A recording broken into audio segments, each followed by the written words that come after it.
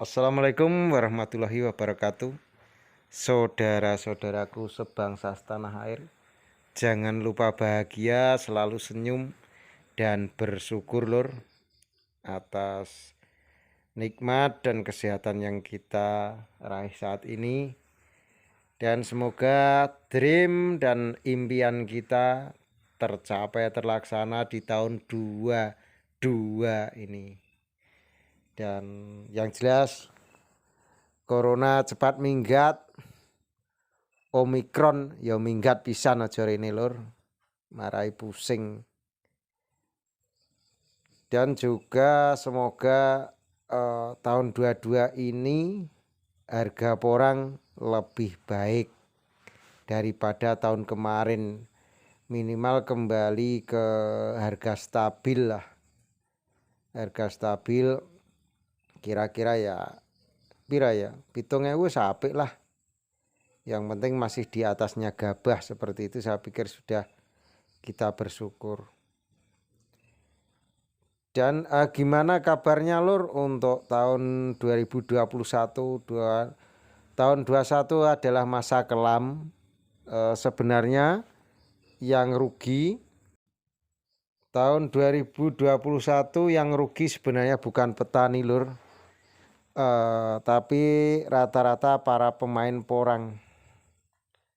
Para pemain porang banyak yang merugi karena terombang-ambing harga. Dan para penimbun sebenarnya niatnya nggak menimbun, tapi akhirnya barang nggak bisa keluar, nggak bisa ekspor, nggak lancar, akhirnya tertimbun. Jadi uang macet, harga akhirnya diturunkan. Setelah diturunkan, otomatis sing rugi, sing bangkrut itu bukan petaninya lur, tetapi yang merasakan imbasnya adalah para pemain. Baik itu penimbang pertama, pengepul,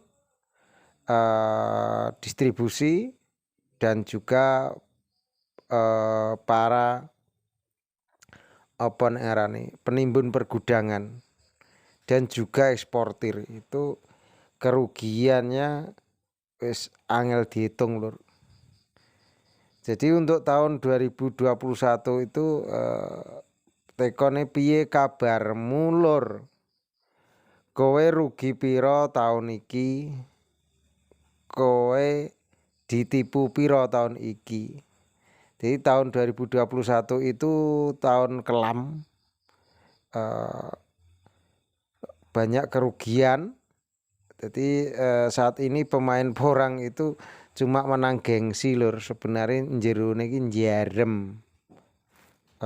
Cuma menang di gengsi, bahwasanya seolah-olah berhasil padahal sebenarnya mereka itu rugi atau bangkrut seperti itu.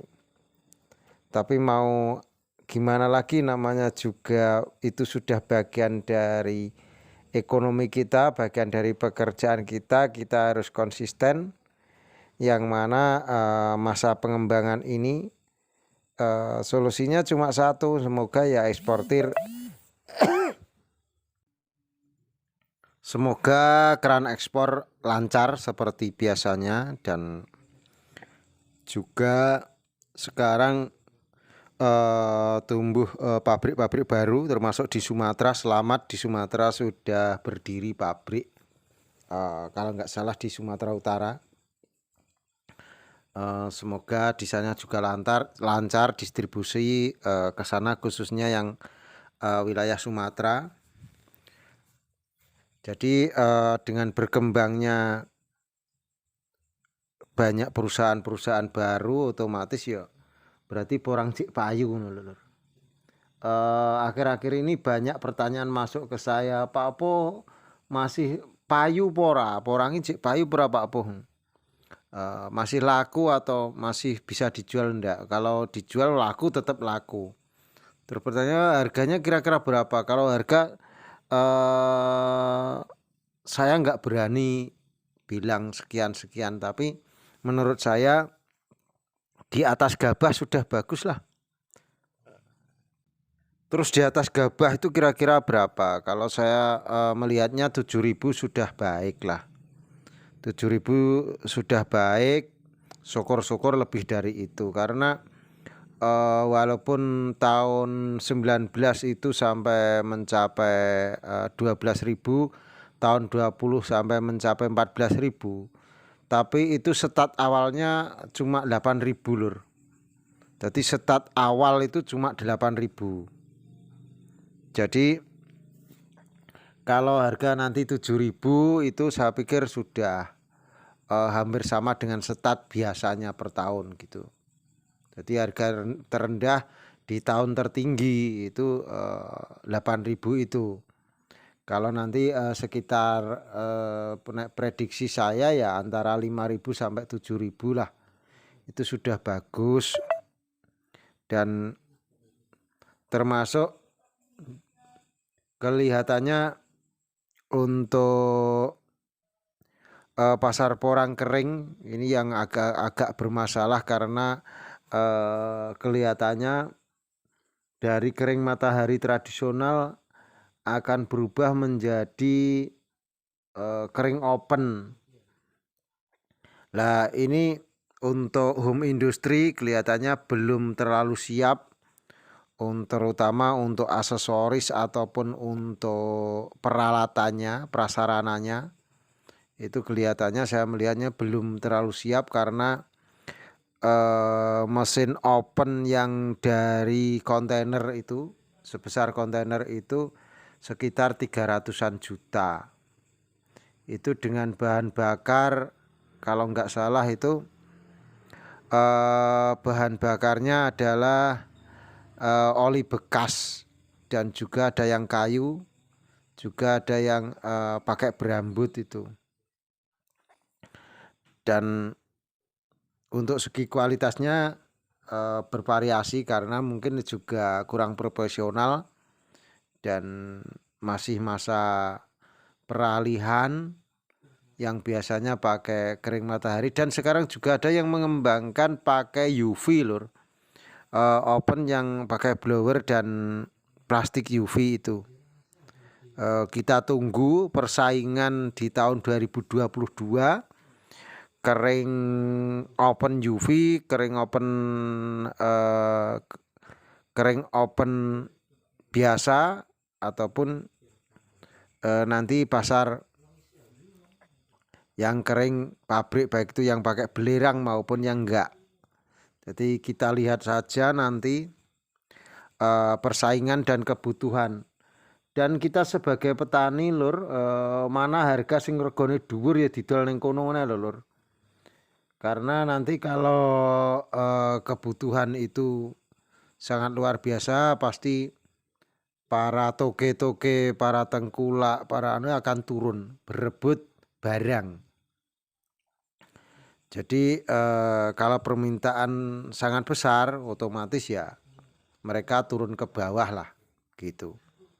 Kalau permintaan sedikit, sedangkan ketersediaan juga sedikit, itu harganya pasti akan naik. Itu hukum dagang seperti itu. Kalau ketersediaan melimpah, kebutuhan juga banyak, nanti harganya stabil. Kalau ketersediaan bahan baku melimpah, kebutuhan sedikit, maka harganya murah. Begitu juga yang terjadi di tahun 2021, ketersediaan melimpah, terus keran ekspor macet, otomatis sama juga distribusinya macet. Jadi kalau macet ya otomatis harga murah gitu. Tapi semurah-murahnya porang kalau masih 7.000 saya pikir masih bagus.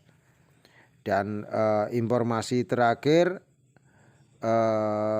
per hari ini Januari itu 5.500 sampai 6.000. Itu loh hari gini kok ada apa? Ada itu yang dari porang gaceng lor. Jadi umbinya porang sepora. Porang yang sekarang tumbuh sepora itu umbinya masih diproses. Cuma untuk kebutuhannya terbatas lah, karena juga umbi dari bunga spora itu juga cuma sekian persen gitu, dan bahkan banyak yang dipotong. Bahkan banyak yang dipotongi untuk dijadikan daun atau menghasilkan katak dan umbi lebih gede lagi. Jadi saya pikir kebutuhannya juga enggak banyak gitu. Jadi untuk dulur-dulur sekarang masa rawat, semangat merawat dan makani nyamuk lur. Yang penting makani nyamuk angger esuk. Begitu dulur, semoga tetap semangat. Petani itu bebas, petani itu cerdas. Wassalamualaikum warahmatullahi wabarakatuh. Suwun.